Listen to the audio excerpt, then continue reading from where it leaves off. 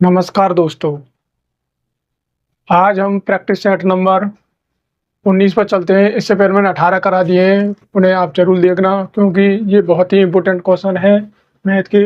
और ये जो प्रैक्टिस सेट चल रहे हैं वो रेलवे, यूपीएसआई, एसएससी, यूपी लेखपाल किसी भी कॉम्पिटिटिव एग्जाम के लिए इसे देख सकते हैं। और यहाँ जो क्वेश्चन कराए जा रहे हैं बहुत ही इम्पोर्टेंट है, किसी भी एग्जाम में पूछे जाते हैं और पूछे जा सकते हैं।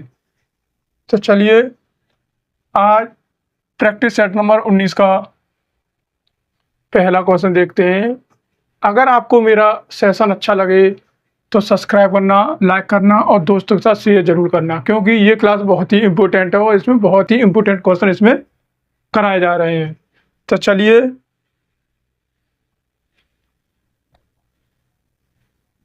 आज के practice set number question number 1।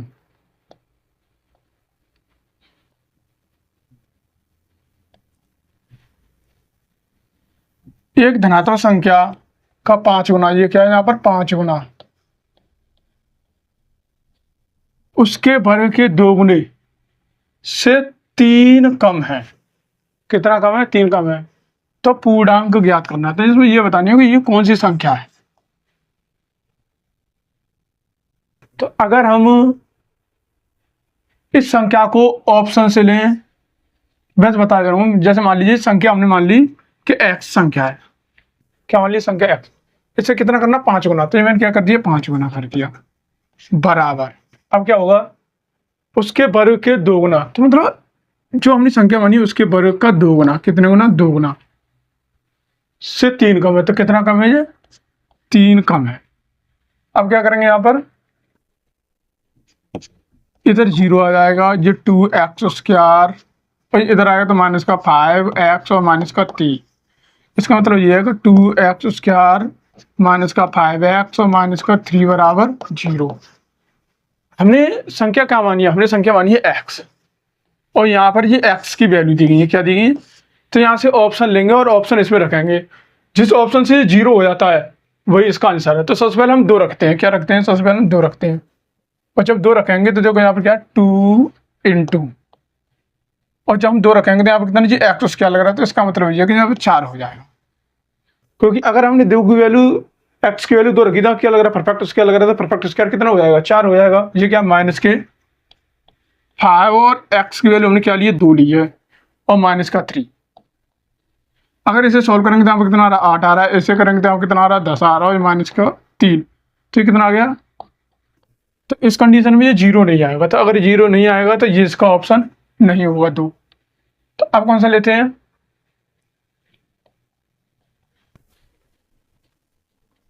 इससे अगले वाला लेते हैं। तो अब कौन सा लेते हैं हम? ऑप्शन नंबर 2 लेते हैं। तो ऑप्शन नंबर 2 क्या है? यहाँ पर 5। तो 5 रखेंगे तो देखो यहाँ पर कितना आएगा? 2। अगर 5 का यहाँ पर परफेक्ट स्क्वायर कर देंगे तो यहाँ पर कितना आएगा? 25 आएगा। 25 माइनस ये कितना है? 5 × 5, और ये माइनस का 3। अगर इसे करेंगे तो यहाँ पर कितना आ रहा है? 50 आ रहा है, और इसे करेंगे तो 25 आ रहा है, और माइनस का 3। इसका मतलब हो जाएगा 50 में से अब 28 जाएंगे तो यहाँ पर कितना बचेंगे? 22 बचेंगे। तब भी 0 नहीं आ रहा है, तो इसे भी हटाएंगे। तो अगले ऑप्शन को रखकर देखेंगे। और जब अगले ऑप्शन को रखकर देखेंगे तो अगला ऑप्शन क्या है? यहाँ पर अगला ऑप्शन है 3। तो 3 रख के देखते हैं यहाँ पर। तो 2 × यहाँ पर क्या है? तो 2x²। तो यहाँ पर x का स्क्वायर करेंगे तो यहाँ पर कितना आएगा? 9 आएगा, माइनस 5 × 3, और ये क्या? माइनस का 3। इसका मतलब ये कि इसका इसमें करेंगे तो कितना आ रहा है? 18 आ रहा है। इसका इसमें करेंगे तो कितना आ रहा है? 15 आ रहा है, और माइनस का 3 18, और ये 18। तो इसका मतलब इससे ये कट गया। इसका मतलब 0 आ गया। तो कौन सा ऑप्शन सही है? इसका ऑप्शन नंबर 3।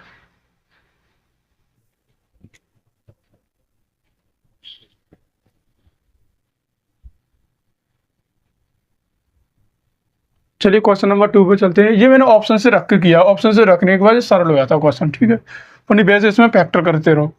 चलिए क्वेश्चन नंबर 2 लेके चलते हैं। ये क्वेश्चन नंबर 2, इसमें क्या दिया गया है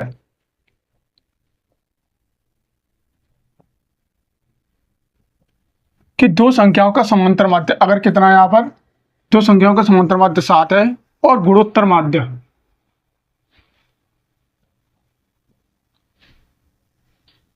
2 √10 है। तो संख्याएं ज्ञात करो। तो हमें संख्या ज्ञात करनी है। तो इसे करने के लिए क्या करेंगे यहाँ पर, देखो जो समांतर माध्य का फॉर्मूला होता है, समांतर माध्य,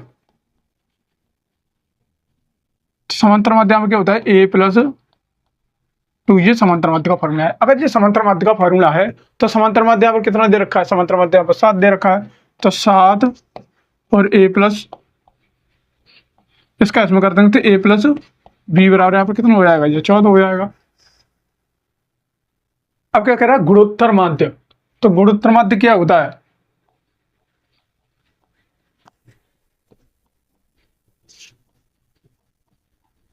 जो गुणोत्तर माध्य का फॉर्मूला होता है वो होता है अंडर रूट में ए बी। तो इसका मतलब ये है कि अंडर रूट में ए बी यहाँ पर क्या दे रखा है, ये दे रखा है, तो 2 अंडर रूट में 10। जब ये अंडर रूट इधर आएगा तो परफेक्ट स्क्वायर बन जाएगा, तो यहाँ पर क्या आएगा, ए बी 2 और अंडर रूट 10 पे यहाँ पर क्या हो जाएगा, परफेक्ट स्क्वायर। जब ये परफेक्ट स्क्वायर होगा तो यहाँ पर ए बी 2 का स्क्वायर करेंगे तो यहाँ पर 4 आएगा, और स्क्वायर से अंडर रूट आएगा तो यहाँ पर कितना आएगा, 10 आएगा। तो इसका मतलब ये है कि ए बी बराबर यहाँ पर कितना आ गया, 40 आ गया। अगर ए बी बराबर 40 आ गया तो अब देखो यहाँ पर कि ए प्लस बी बराबर 14 दे रखा है, और ए बी बराबर कितना दे रखा है, 40 दे रखा है। तो इससे ये पता चलता है कि अगर हमने ए 10 ले लिया और बी 4 ले लिया, तो जब इसको ऐड करेंगे तो कितना आ रहा है, 14 आ रहा है, और जब ए और बी का मल्टीप्लाई करेंगे तो कितना आ रहा है, 40 आ रहा है। तो इसका मतलब है कि जो संख्या होंगी वो 10 और 4 होंगी। 10 और 4 का देखिए ऑप्शन नंबर 3।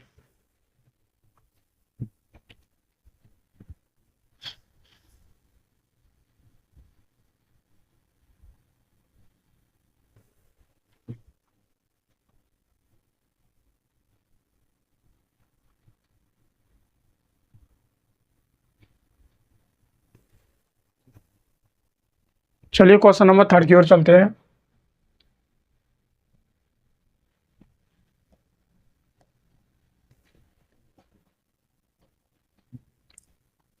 जब एक प्राकृतिक संख्या को n को 4 से विभाजित किया जाता है, कितने से विभाजित किया जाता है, कोई एक प्राकृतिक संख्या है और उस संख्या को हमने n माना है, अगर उसे 4 से विभाजित किया जाता है तो 3 शेषफल आता है। कितना आता है, 3 शेषफल आता है। तो इसका मतलब ये है कि अगर किसी संख्या को हम 4 से विभाजित करेंगे और वो 3 शेषफल देती है, तो इसका मतलब ये है कि तो 4 और 3 कितने हुए, 7। अगर 7 को हम 4 से विभाजित करें तो यहाँ पर कितना आएगा जी, 1 बचाएगा, यहाँ पर कितना आएगा, 3 शेषफल बचेगा। तो इसका मतलब ये है कि वो जो संख्या है वो कितनी है, यहाँ पर 7 है। अगर किसी संख्या को 4 से विभाजित करेंगे और 3 शेष बच रहा है, तो इसका मतलब ये है कि वो संख्या 7 है। और जब 2n, इसका मतलब यह कि n बराबर 7 है, क्या n बराबर 7 है, जब 2n प्लस 3, तो इसका मतलब 2n का मान कितना निकला, मेरा 7 निकला है, प्लस 3। अगर इसका इसमें करेंगे तो 14, 14 3 कितने हो गए, 17। और 17 को हम 4 से विभाजित करेंगे तो यहाँ पर शेषफल कितना आएगा, देखो 14 को 17 को 4 से विभाजित करेंगे तो कितना आएगा, 4 बार जो 16, यहाँ पर 1, तो क्या आ रहा है, 1 शेषफल आ रहा है। तो 1 शेषफल कहाँ दे रखा है, ऑप्शन नंबर 12।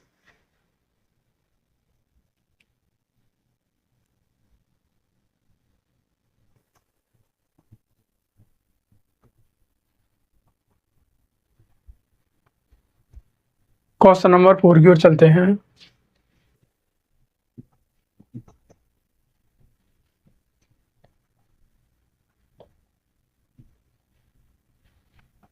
ए, बी और सी की आयु का अनुपात यहाँ पर कितना दे रखा है, ये दे रखा है। उनकी आयु का योग अगर ये है,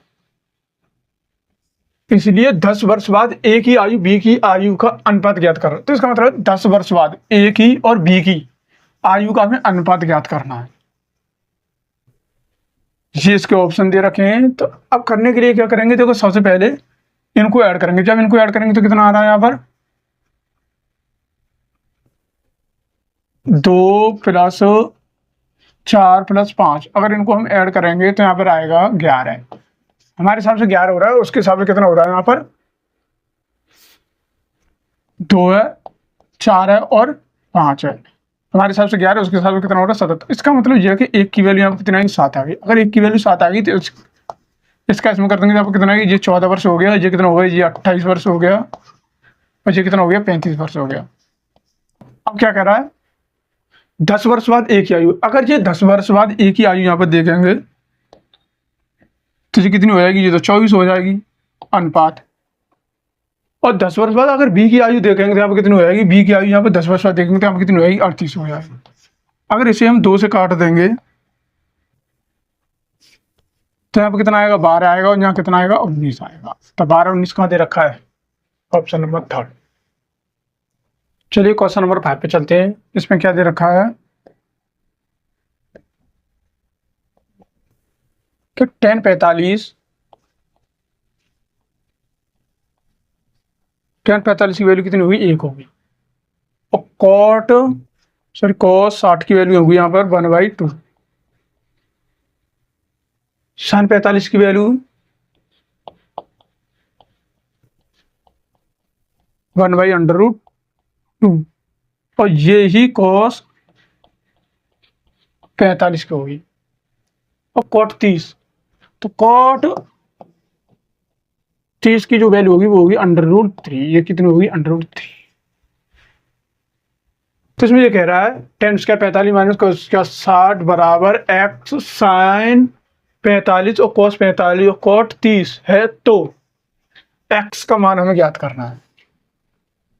x का मान, तो अब क्या करेंगे यहाँ पर, देखो tan 45 की वैल्यू कितनी यहाँ पर 1, तो 1 पे स्क्वायर करेंगे तो 1 ही आएगा, माइनस cos स्क्वायर 60, तो cos 60 की वैल्यू कितनी, 1/2। तो इसका मतलब परफेक्ट स्केलर है, तो 1/4 हो जाएगा ये, बराबर यहाँ पर क्या x है इनटू इसकी वैल्यू कितनी है, 1/√2, इसकी भी 1/√2। ये सब वैल्यू मैंने यहाँ इधर लिख दी है। cot 30 की वैल्यू √3, इसका इसमें कर देंगे कितना होगा, 3/4, और x √2 का √2 मल्टीप्लाई करेंगे तो कितना आएगा, 2 आएगा, और यहाँ पर क्या है √3। इसका मतलब ये कि इससे ये कितनी बार, 2 बार कट गया। अब क्या रह गया यहाँ पर, यहाँ रह गया 3/2 x इंटू √3 रह गया। अब इसका मतलब ये कि जो 3 है उसे हम √3 और √3 2 बार कर सकते हैं। जब 2 बार करेंगे तो यहाँ पर इधर कर देता हूँ, तो √3 इंटू √3, नीचे कितना दे रखा है, 2 दे रखा है, x इंटू √3। √3 से √3 कट गया, तो यहाँ पर कितना बचा, √3/2। x की वैल्यू कितनी आ गई, √3/2। √3/2 कहाँ दे रखा है, ऑप्शन नंबर 2।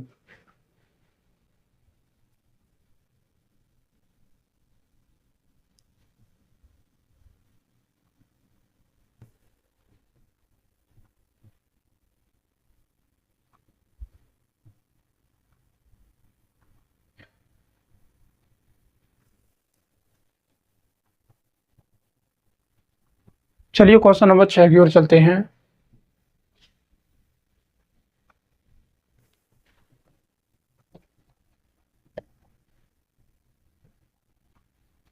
P और Q व्यक्तिगत रूप से 6 दिन और 8 दिन में काम कर सकते हैं। इसका मतलब यह है कि जो P है वो 6 दिन में, और Q है वो कितने दिन में, 8 दिन में काम कर सकते हैं। यदि वे दोनों R की मदद लेते हैं तो इसका मतलब ये P Q और ये R की मदद लेते हैं तो 3 दिन लगते हैं, 3 दिनों में पूरा कर सकते हैं। यदि कुल मजदूरी 3 या 200 रुपये है तो R की कितनी मजदूरी होगी, जिसके ऑप्शन दे रखे हैं। तो अगर हम इसका एलसीएम लेंगे तो इसका एलसीएम कितना आएगा, 24 आएगा। इसका इसमें करेंगे तो यहाँ पर कितना आएगा, 4 आएगा। इसका इसमें करेंगे तो यहाँ पर 3 आएगा। इसका इसमें करेंगे तो 8 आएगा। अब इसका मतलब ये है कि जो पी क्यू आर जित तीनों की 8 है, अगर पी क्यू 7 है, जो तीनों की 8 है, तो इसका मतलब ये है कि आर की यहाँ पर कितनी निकलेगी, आर की यहाँ पर 1 निकलेगी। कितनी निकलेगी, 1 निकलेगी।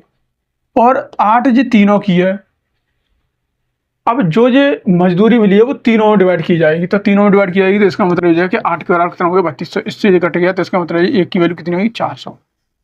निकालनी किसकी, आर की। अगर आर की निकालनी तो आर की एक है, तो एक और आर कितना होगा 400 रुपये। 400 रुपये कहाँ दे रखा है, ऑप्शन नंबर 2। चलिए क्वेश्चन नंबर 7 पर चलते हैं। इसमें क्या दिया गया है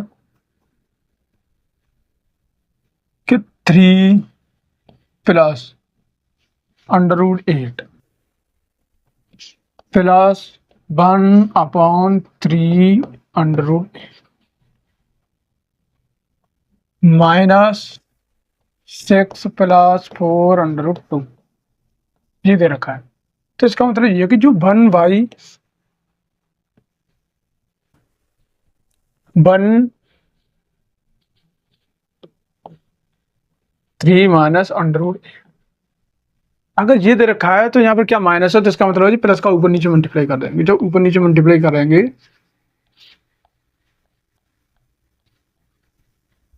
तो जब इस 1 का इसमें करेंगे तो कितना आएगा 3 √8 ही आएगा। जी एक और माइनस है और ये एक और प्लस है, तो इसका मतलब यह कि a² और माइनस के b²। तो ये ऊपर कितना आएगा 3 प्लस √8 आएगा, जिसका कितना हो जाएगा यहाँ पर, इसका 9 हो जाएगा। और √8 पर जब उसका लग रहा है तो इसका मतलब यहाँ पर कितना आएगा 8। तो क्या कितना आएगा 8।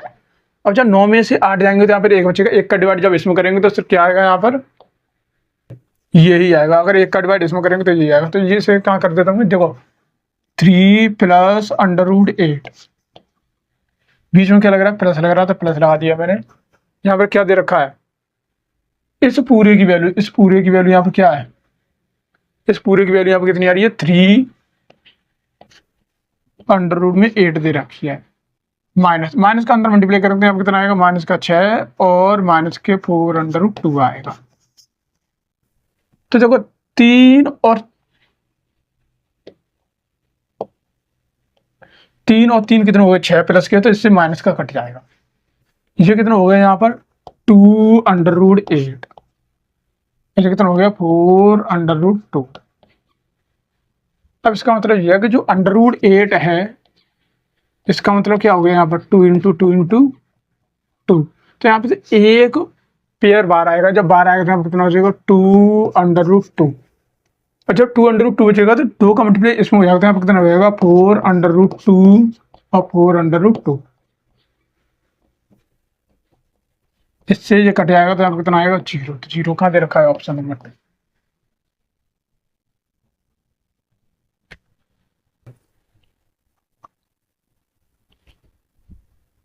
क्वेश्चन नंबर 8 की ओर चलते हैं। ये क्वेश्चन नंबर 8 है। इसमें क्या दिया गया है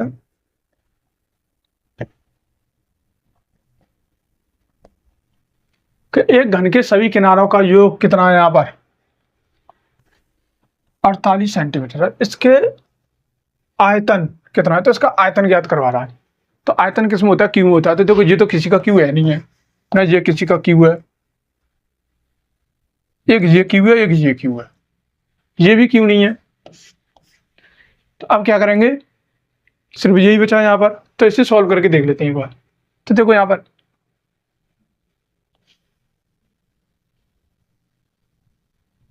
ये क्या है, यहाँ पर ये घन है, ये क्या है घन।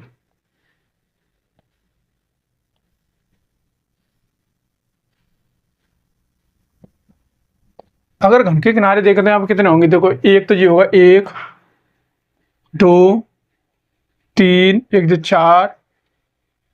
4 हो गए।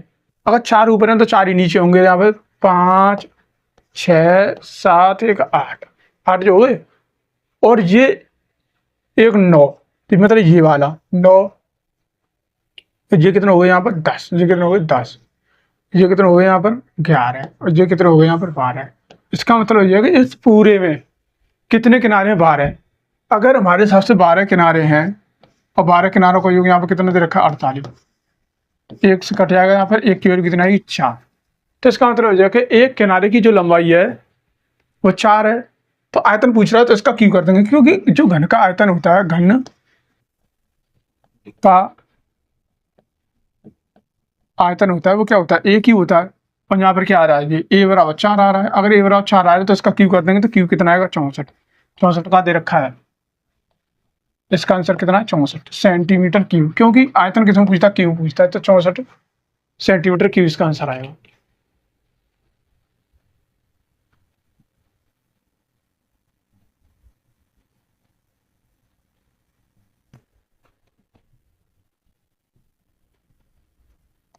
क्वेश्चन नंबर 9 की ओर चलते हैं। ये क्वेश्चन नंबर 9।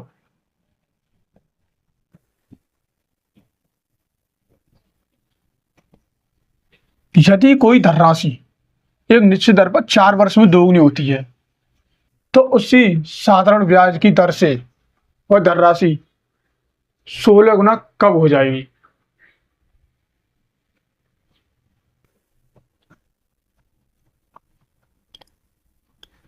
अगर देखो 4 वर्ष में कितनी हो रही है, 4 वर्ष में वो दोगुनी हो रही है, तो इसका मतलब है कि 4 वर्ष में उसे 1 मिल रहा है।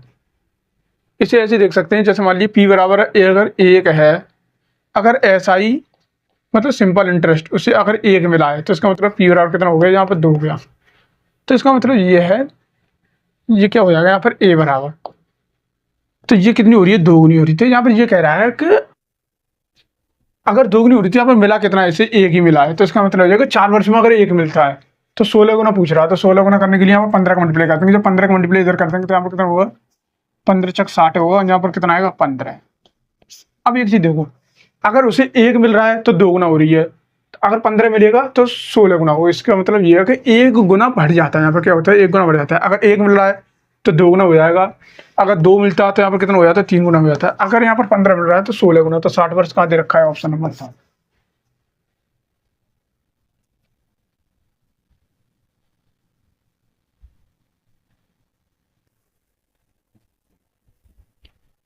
क्वेश्चन नंबर 10 की ओर चलते हैं।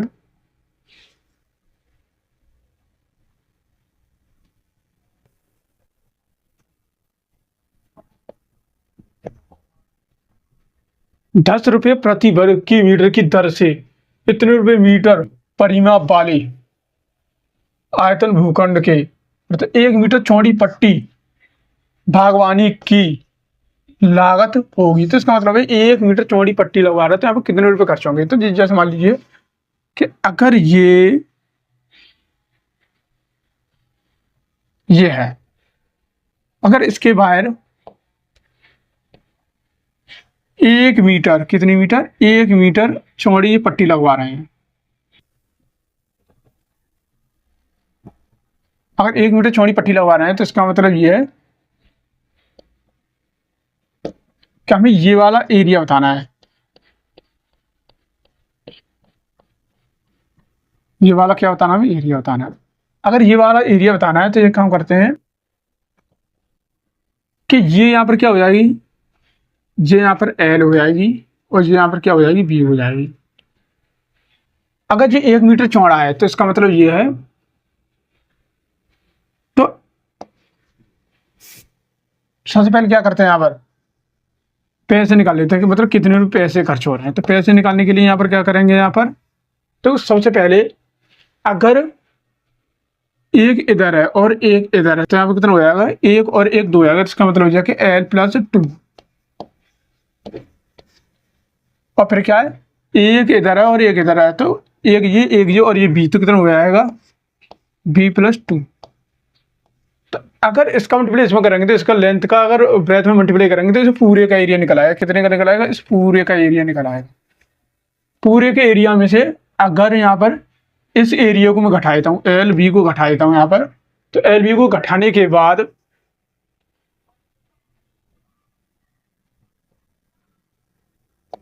तो ये वाला एरिया क्या हो जाएगा, यहाँ पर गायब हो जाएगा। क्या हो जाएगा, गायब हो जाएगा। तो ये वाला एरिया घट जाएगा ना, इस पूरे में से ये वाला एरिया घट जाएगा। और जब ये वाला एरिया घटेगा तो सिर्फ कौन सा एरिया रहेगा, ये वाला एरिया रहेगा। पर इसी का हमें पैसे पूछ रहा है कितने खर्च होंगे। तो अब क्या करेंगे, यहाँ पर L का इसमें मल्टीप्लाई कर देंगे तो कितना होगा LB, और L का जब इसमें करेंगे तो कितना होगा प्लस 2L, और इसका इसमें करेंगे तो प्लस का 2B, और इसका इसमें करेंगे तो कितना आएगा प्लस का 4, और यहाँ पर क्या माइनस का LB से LB घटाएगा तो यहाँ कितना रहेगा, 2 यहाँ से कॉमन ले लेंगे तो यहाँ कितना आएगा L प्लस B और प्लस का 4। ठीक है, इतना हो गया। अब देखो ये कह रहा है कि इतने मीटर परिमाप, तो ये परिमाप दे रखा है। परिमाप कितना दे रखा है, 2L प्लस B। 340 दे रखा है, तो इसका मतलब ये है कि इससे ये कटेगा। जब इससे ये कटेगा तो यहाँ पे क्या है, एल वी प्लस 170 आएगा। अगर 170 आएगा तो इसे यहाँ कर देता हूँ,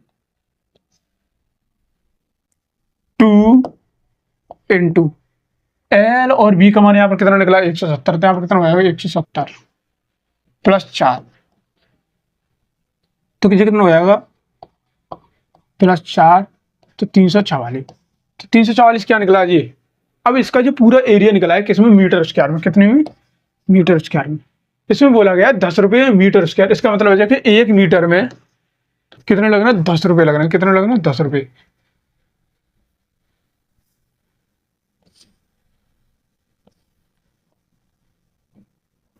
अगर 1 मीटर में यहाँ पर 10 रुपये लग रहे हैं, तो जब इसका मल्टीप्लाई इसमें करेंगे तो कितना आएगा, टोटल रुपए इतने खर्च होंगे। इतने रुपए कहाँ दे रखा है, ऑप्शन नंबर 2।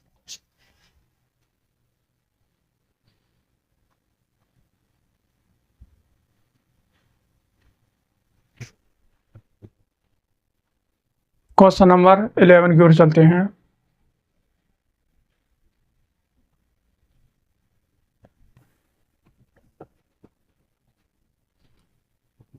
बाईस % छूट की अनुमति देने के बाद, ये क्या यहाँ पर बाद, भी 17% का लाभ प्राप्त करने के लिए वस्तु को अंकित मूल्य क्रय मूल्य से कितना अधिक करना होगा। तो इसका मतलब यह कि जो अंकित मूल्य है वो क्रय मूल्य से कितना अधिक करना होगा, जिसके ऑप्शन दे रखे हैं। अब देखो यहाँ पर क्या लेते हैं, पहले सीपी लेते हैं और एक लेते हैं यहाँ पर एमपी, फिर एक लेते हैं एसपी। अब क्या कह रहा है कि 22% छूट देने के बाद भी, तो यहाँ पर अगर ये 22% की छूट देगा तो यहाँ पर कितनी हो जाएगी, ये 88 हो जाएगी। कितने हो जाएगी, 88 की। फिर वैसे क्या हो रहा है, 17% का लाभ हो रहा है। कितने परसेंट का लाभ हो रहा है उसे, 17% का लाभ हो रहा है।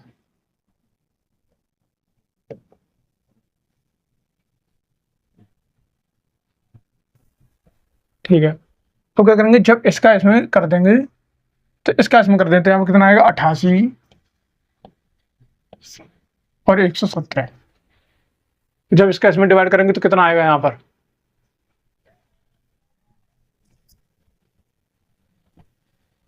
ये कितने से कट रही है, ऐसे कर देता हूँ, 117 सही है कि नहीं, ये पहले तो कुछ गड़बड़ लग रही है इस क्वेश्चन में।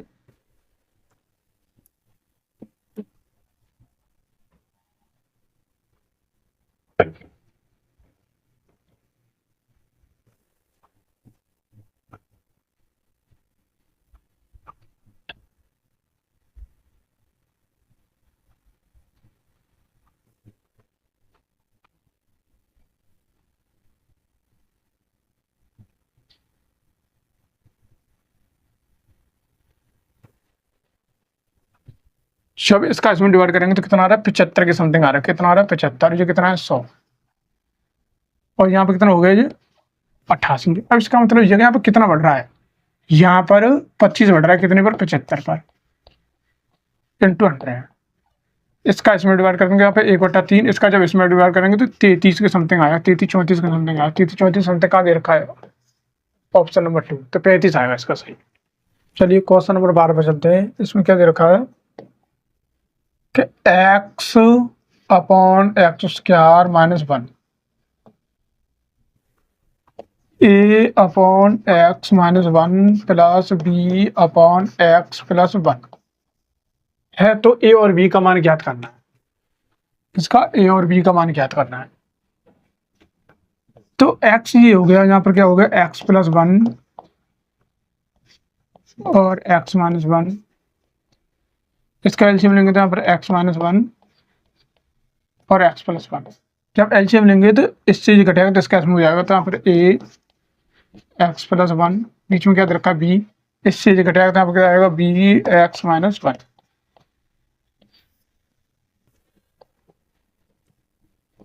तो x प्लस 1 से x प्लस 1 कट गया और इससे ये कट गया। अब इसका मतलब ये है कि x बराबर यहाँ पर क्या आ गया, a x plus 1 plus b x minus 1। और कोई सा रोक लीजिए, जैसे मान लीजिए यहाँ पे एक्स प्लस 1 दिया गया है, अगर ये प्लस में 1 दिया गया है तो माइनस का रखेंगे, किसका रखेंगे, माइनस का। तो एक्स और क्या रखेंगे, यहाँ पर माइनस रखेंगे। जब एक्स और माइनस रखेंगे तो यहाँ पर कितना आएगा, यहाँ पर माइनस का 1 आएगा, बराबर यहाँ पर ए, और एक्स और क्या रखा है मैंने, माइनस का 1 रखा है, प्लस का 1 बी, और एक्स और क्या रखा है, माइनस का 1, और ये भी माइनस का 1। तो देखो माइनस और प्लस का कटेगा तो क्या आएगा, 0 आएगा। 0 को इसमें कर देंगे तो ये पूरा 0 हो जाएगा। तो इसका मतलब हो जाएगा -1, और माइनस माइनस के क्या होंगे, माइनस के 2b। तो माइनस से माइनस कट आएगा तो इसका मतलब हो जाएगा जो b की वैल्यू आई है यहाँ पर कितनी आई है, 1/2 आई है। अगर b की वैल्यू 1/2 आई है तो 1/2 कहाँ दे रखी है, 1/2 एक ही ऑप्शन में दे रखी है। देखो b की वैल्यू 1/2 दे रखी है, देखो 1/2 यहाँ दे रखी है, यहाँ तो नहीं दे रखी, तो ये तो ऑप्शन कट गया, ना यहाँ दे रखी ना ये दे रखी। चलो मैं a का भी निकाल के बता देता हूँ। अगर हमें a का निकालना है तो अब क्या करेंगे, तो अब इसे 0 करेंगे। जब इसे 0 करेंगे तो एक्स और 1 रखेंगे। अब क्या करेंगे, एक्स और 1 रखेंगे। जब एक्स और हम 1 रखेंगे तो यहाँ पर कितना आएगा, 1 आएगा। और ये क्या, a 1 + 1 हो गया, प्लस b। तो यहाँ पर क्या रखा है मैंने, 1 रखा है, माइनस का 1। माइनस से माइनस कटेगा तो कितना आएगा, 0 आएगा। 0 कैसे में कर देंगे तो ये b 0 हो जाएगा पूरा। तो इसका मतलब हो जाएगा 1/2a। अब जब 2 इसके नीचे चला जाएगा तो इसका मतलब होगा कि a बराबर कितना आ गया, 1/2। अब इसका मतलब ये है कि b का मान भी 1/2 आ रहा है और a का मान भी 1/2 आ रहा है, और वो किस में दे रखा है, ऑप्शन नंबर 2 में दे रखा।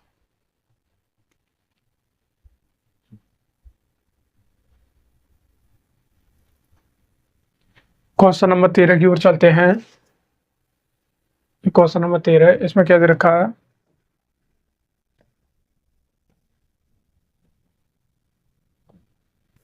स्थिर जल में एक व्यक्ति की चाल कितनी है, 28/3 किलोमीटर प्रति घंटा है।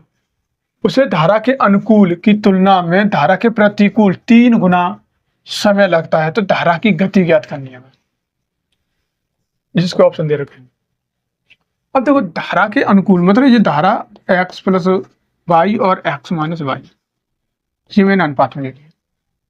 अब इसकी स्पीड कम होगी और इसकी स्पीड ज्यादा होगी। जब इसकी स्पीड कम है तो 3 गुना समय कैसे लगेगा, इसे लगेगा। तो इससे 3 गुना समय लगेगा। अगर 3 गुना समय लगेगा तो जब डिस्टेंस सेम हो, क्या हो,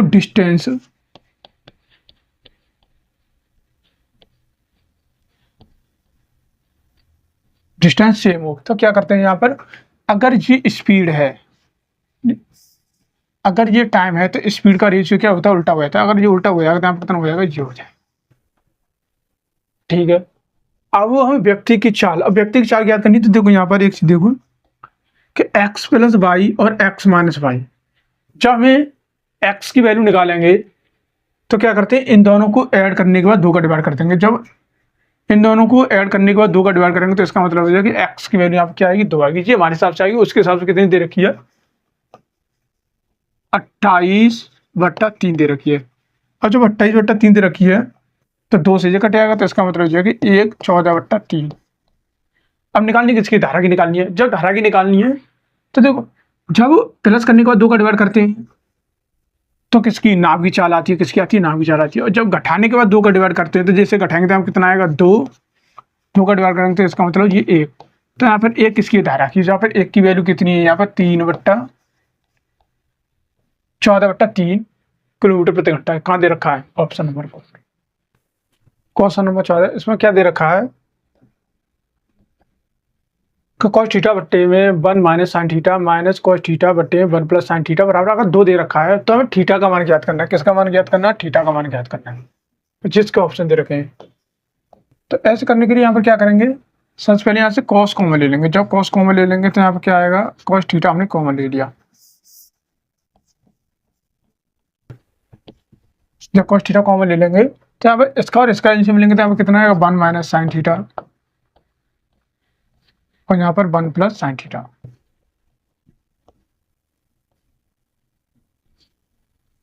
cos तो हमने बाहर ले लिया तो इसका मतलब यहाँ पर 1 बचा, यहाँ पर 1 बचा। और जब इसका इसमें कर देंगे तो कितना आएगा, 1 + sin थीटा। और जब इसका इसमें कर देंगे तो यहाँ पर क्या आएगा, माइनस। अब देखो जब माइनस बाहर है जो पूरा इधर चला जाएगा तो माइनस का पूरे मल्टीप्लाई होगा। जब माइनस का पूरे मल्टीप्लाई होगा तो ये किसको हो जाएगा, -1 और +1 साइन थीटा बराबर क्या दे रखा है, 2 दे रखा है। 1 से 1 कट जाएगा तो यहाँ पे कितना आएगा, कोस थीटा और साइन थीटा कितना हो जाएगा, 2 साइन थीटा हो जाएगा। इसे कितना हो जाएगा, 1 माइनस साइन स्क्वायर थीटा हो जाएगा, क्योंकि ये एक बार प्लस में एक बार माइनस में, तो ए स्क्वायर माइनस का बी स्क्वायर आएगा और 1 का स्क्वायर करेंगे तो क्या रहेगा, 1 ही रहेगा। तो बराबर क्या दे रखा है, 2 दे रखा है। अब इसका मतलब ये कि इस 2 से ये कटेगा तो यहाँ पर कितना बचेगा, 1 बचेगा। अब 1 बचेगा तो देखो यहाँ पर 1 माइनस साइन इसका थीटा और क्या होता है, कोस इसका थीटा होता है। तो इसे इधर कर देता हूँ मैं, तो अब क्या आएगा, कोस थीटा आएगा और यहाँ पर क्या आएगा, साइन थीटा आएगा। क्या आएगा, साइन थीटा। और नीचे क्या दे रखा है, कोस उसका थीटा बराबर यहाँ पर कितना आएगा, बनेगा, क्योंकि 2 से 2 कट जाएगा। अब एक कॉस से जी एक कॉस कट जाएगा तो यहाँ पर क्या रहेगा, sine theta upon cos theta रहेगा, और sine theta upon cos theta tan theta के बराबर होता है। किसके बराबर होता है, टेन थीटा के। तो ये कितना हो गया, टेन थीटा। और टेन 45 बराबर कितना होता है, 1 होता है। अगर टेन 45 बराबर 1 होता है तो 1 की वैल्यू यहाँ क्या कर देंगे, टेन 45 कर देंगे। क्या कर देंगे, टेन 45।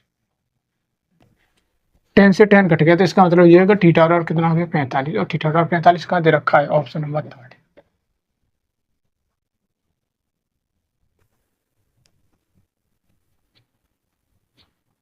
चलिए क्वेश्चन नंबर 15 की ओर चलते हैं।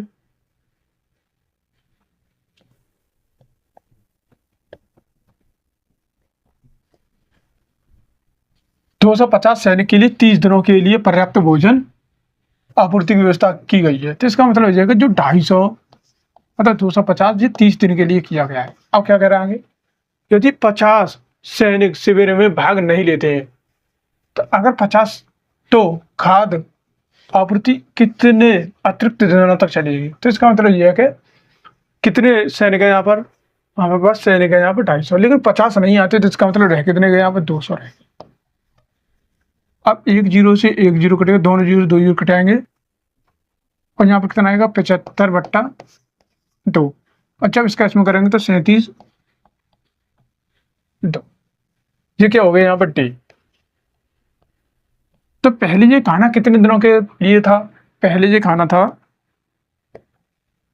30 दिनों के लिए। अब ये खाना कितने दिनों के लिए हो गया, यहाँ पर 37.5 दिन के लिए। तो कितने दिन अतिरिक्त हो, कितने दिनों के लिए अतिरिक्त रह गया ये, तो यहाँ पर 7 दिन अतिरिक्त चलेगा। कितने, 7.5 दिन अतिरिक्त चलेगा। तो 7.5 दिन कहाँ दे रखा है, यहाँ पर ऑप्शन नंबर 2।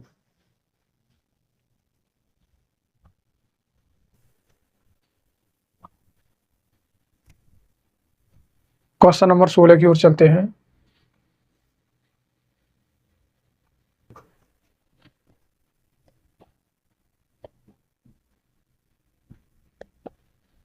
,4.5% ब्याज की दर। इसका मतलब ये कि आर और आर यहाँ पर 4.5 दे रखा है %।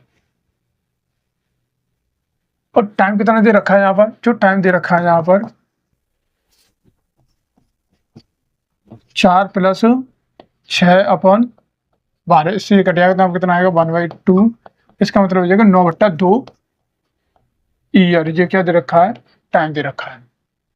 तो इतने रुपए अर्जित साधारण ब्याज क्या है, तो इतने रुपए पर हमें साधारण ब्याज याद करनी। तो इसका मतलब ये पी बराबर कितना है यहाँ पर 2400 हमें निकालना क्या है यहाँ पर साधारण, मतलब ऐसा ही निकालनी है।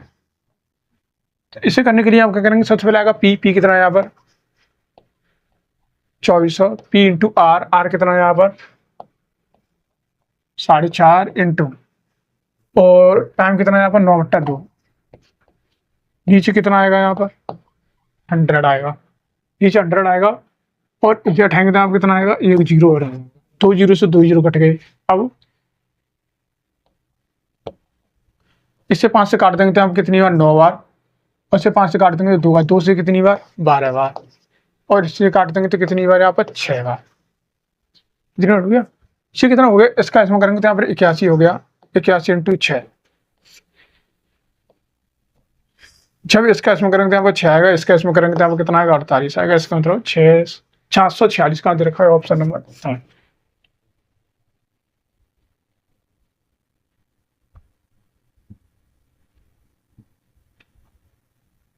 चलिए क्वेश्चन नंबर 17 की ओर चलते हैं।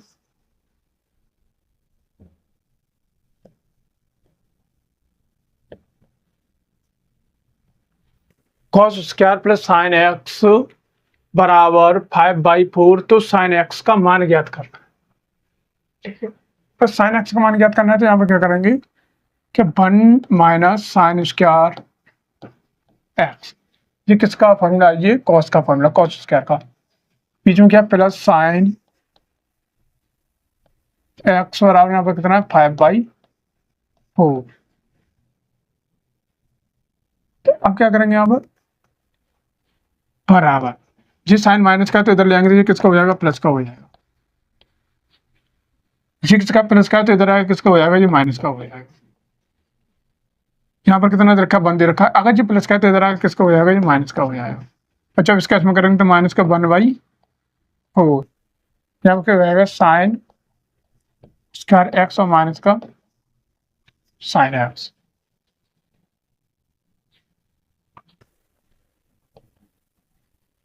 तो ऑप्शन लेते हैं, यहाँ पर ऑप्शन से रख के देख लेते हैं। इसका मतलब ये कि साइन एक्स की वैल्यू दी गई है सभी, और साइन एक्स की वैल्यू यहाँ पर देने के बाद अगर साइन एक्स की वैल्यू यहाँ पर रखेंगे और रखने के बाद यहाँ पर माइनस के 1/4 आ रहा है कहीं पर, तो वही इसका आंसर होगा। तो एक करके रख लेता हूँ मैं, सबसे पहले ले लेता हूँ मैं 1/2, तो 1/2 लेंगे तो यहाँ पर कितना आएगा, क्योंकि जब से उसका लग रहा है तो 1/2 लेंगे तो क्या आएगा 1/4 आएगा, माइनस यहाँ पर कितना आएगा माइनस का 1/2।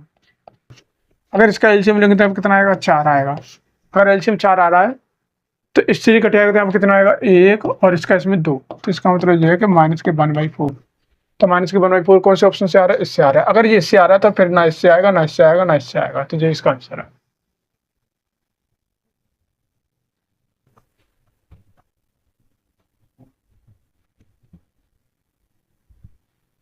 क्वेश्चन नंबर 18 की ओर चलते हैं। ये क्वेश्चन नंबर 18,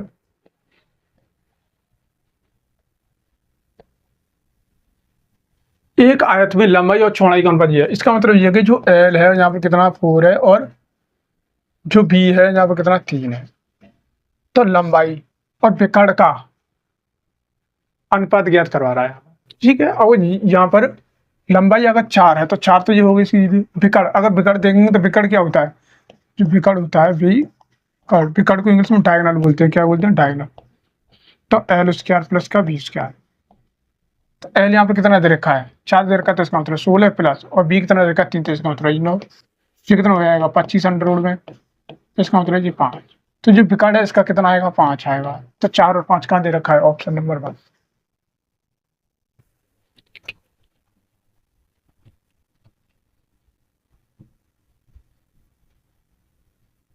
क्वेश्चन नंबर 19 की ओर चलते हैं। ये क्वेश्चन नंबर 19 में क्या दे रखा है,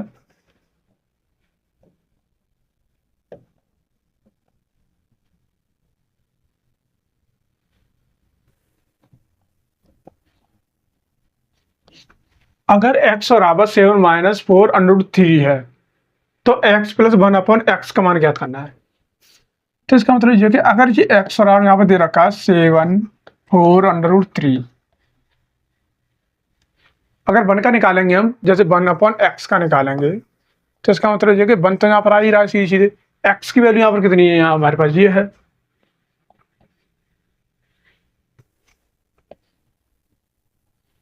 4√3 है। अगर 4√3 है तो ये किसका माइनस का, तो प्लस का मल्टीप्लाई कर देंगे ऊपर नीचे, जो ऊपर नीचे प्लस का मल्टीप्लाई कर देंगे यहाँ पर,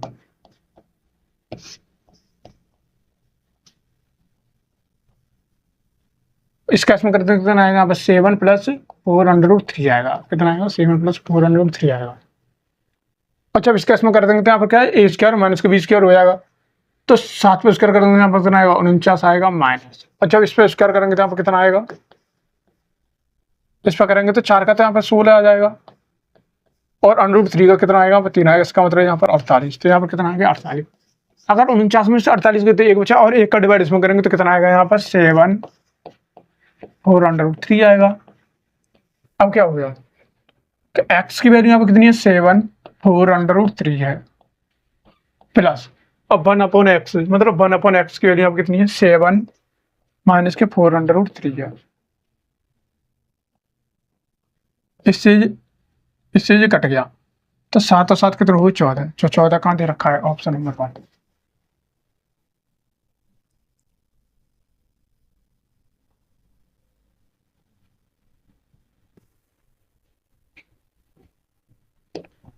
आज के प्रैक्टिस सेट नंबर 19वें का अंतिम और लास्ट सवाल क्वेश्चन नंबर 20। इसमें क्या दे रखा है,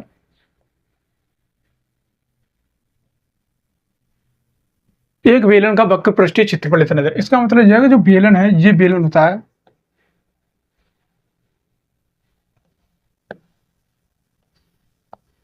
ये बेलन है। अगर इसका वक्र पृष्ठीय क्षेत्रफल क्या करेंगे तो सरफेस एरिया, अगर इसका सरफेस एरिया की बात करेंगे तो यहाँ पर कितना आएगा 2πr/h होता है। अगर इसकी परिधि की बात करेंगे तो परिधि क्या होती है, परिधि होती है इसकी 2πr होती है। तो इसमें क्या दे रखा है कि अगर वक्र पृष्ठीय क्षेत्रफल इतना दे रखा है तो वक्र पृष्ठीय क्षेत्रफल का फॉर्मूला क्या होता है यहाँ पर 2πr/h, कितना है यहाँ पर इतना है। तो 2 × 22/7, मेरे पास r की वैल्यू भी नहीं है, मेरे पास h की वैल्यू नहीं, तो इसे ऐसे रख देता हूँ। तो यहाँ पर कितना आएगा,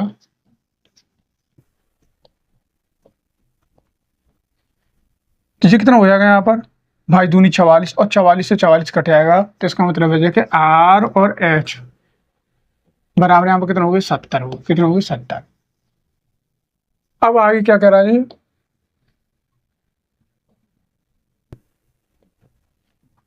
कि 2πr मतलब परिधि कितनी दे रखी है, इसकी 44 दे रखी है। तो 2πr, अगर ये 44 दे रखी है तो 2 × 22/7 × r बराबर यहाँ पर कितना 44 है। तो ये कितना हो गया भाई दूनी 44, तो 44 से 40 कट गया। इसका मतलब ये कि r बराबर यहाँ पर कितना आ गया 7 आ गया। अगर r बराबर यहाँ पर 7 है तो 7 से 7 कट गया, और h बराबर फिर यहाँ पर कितना आएगा 10 आएगा। अब क्या कह रहा है, तो इसका आयतन याद करो। तो आयतन का फॉर्मूला क्या होता है, आयतन मतलब वॉल्यूम। तो जो वॉल्यूम का फॉर्मूला होता है यहाँ पर πr²h। तो क्या पूछ रहा है यहाँ पर πr² पूछ रहा है। ये कितना 22/7 है, और यहाँ पर जो r की वैल्यू है यहाँ पर कितनी दे रखी है 7 है। तो 7 का जब 2 में करेंगे तो कितना हो जाएगा यहाँ पर 49 हो जाएगा, क्योंकि 7 का परफेक्ट स्क्वायर कितना होता है 49 होता है, इंटू h। h कितनी दे रखी है यहाँ पर 10, तो यहाँ पर कितना आएगा 10 आएगा। इससे ये कट जाएगा यहाँ पर कितनी बार 7 बार, और 7 का मल्टीप्लाई जब 22 में करेंगे तो कितना आएगा 154 आएगा, और जो 10 का मल्टीप्लाई में करेंगे तो कितना आएगा इतना आएगा। किस में दे रखा है ये सेंटीमीटर स्क्वायर में। अगर ये सेंटीमीटर में दे रखा है तो अगर इसका आयतन निकालेंगे तो सेंटीमीटर क्यूब में आएगा। कहाँ दे रखा है ऑप्शन नंबर 3। तो चलिए आज की क्लास समाप्त होती है। देखने के लिए थैंक यू और धन्यवाद।